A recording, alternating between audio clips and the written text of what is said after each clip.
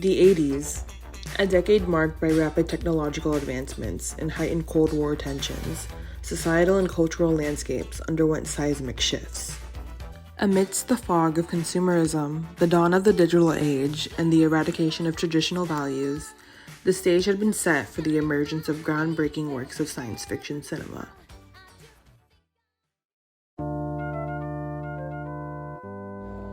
Ridley Scott's Blade Runner and Katsuhiro Otomo's Akira stand as towering pillars in the realm of science fiction, each representing unique cultural perspectives.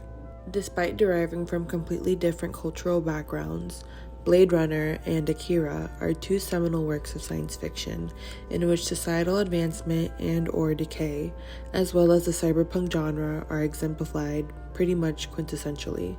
Both of these films aim to persuade the emotions of audiences. They convey the cost of societal advancement and the danger of unchecked technological progress.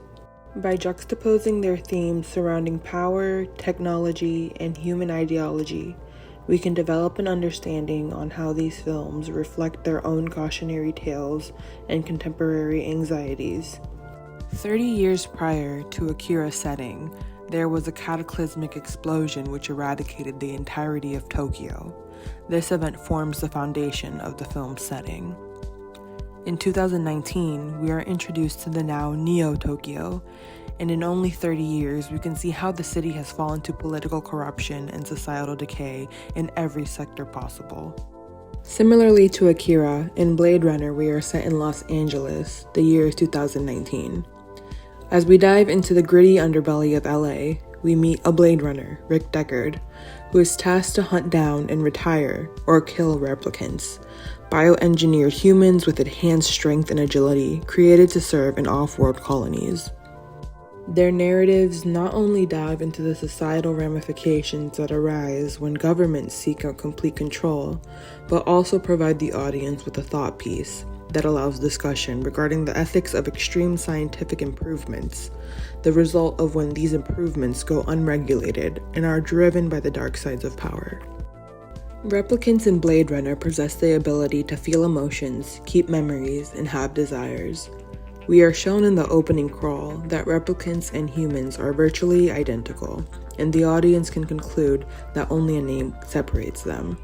Not only should this raise questions of the treatment they receive in the world of the film, but the rights that they should or should not possess. The confrontation between Roy Batty and Dr. Tyrell is a perfect example of a consequence that arises from the advancement in artificial intelligence.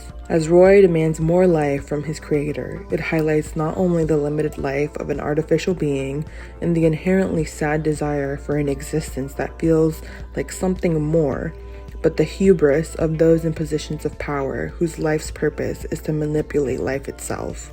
If we compare the ending of Akira to the beginning, we can conclude through the structure of the narrative that the experiments conducted to create Akira led to the catastrophic event that destroyed Tokyo in 1988.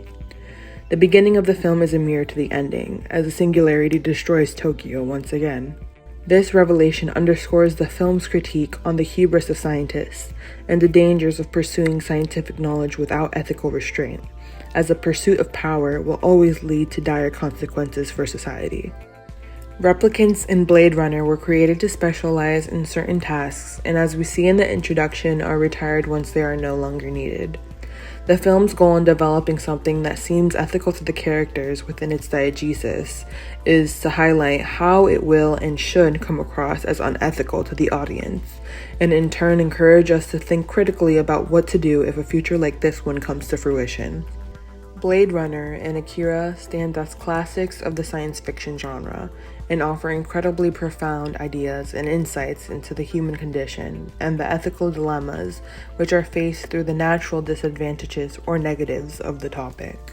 In a world that is constantly evolving, both films remain as relevant as they were upon their release, reminding us of the enduring power of cinema to provoke thought and shape the way that we perceive the world around us.